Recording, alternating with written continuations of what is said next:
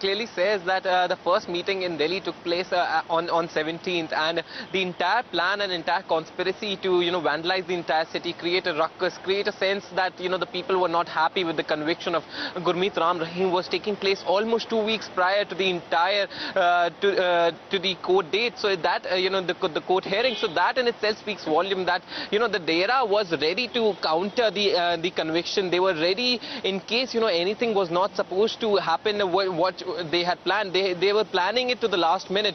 You have records of how people were brought in from several cities. There were special committees from just to ensure that old women were sent off from Delhi to Panchkula, and you have the interrogation report which clearly says that several buses full of women were sent off from Delhi to Panchkula just to ensure that there was a large volume of people out there. There was large crowds present in Panchkula to create a ruckus of sort. There was some sort of vandalism that could be created so that the government, at least the not just the government, actually the High Court and the CBI Special Court could be pressurized into not taking any call against Gurmeet Ram Rahim. However, when those things did not happen, immediately after that the entire plan was initiated, and what we saw in Delhi was just a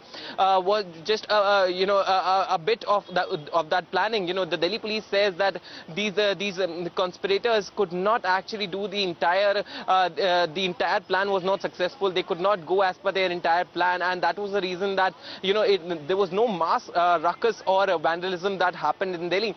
But at the same time, the extent of planning that they went to, you have at least 5 meetings taking place in closed rooms, completely shut to the normal public, and these are, mind you, supporters and supporters and members of the Dera such as Soda. They've been completely brainwashed into thinking that whatever the CBI court would deliver would be a wrong verdict. At the same time, there were special instructions given to these men. They were said that they should wear sports shoes just in order to ensure that in case the police was following them, they could run off from the police. They could somehow manage to flee from the police.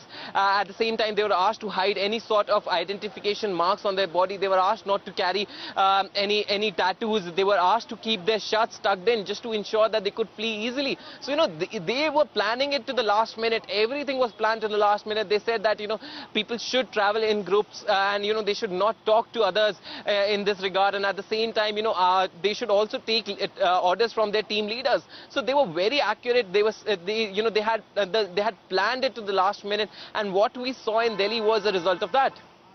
Thank you.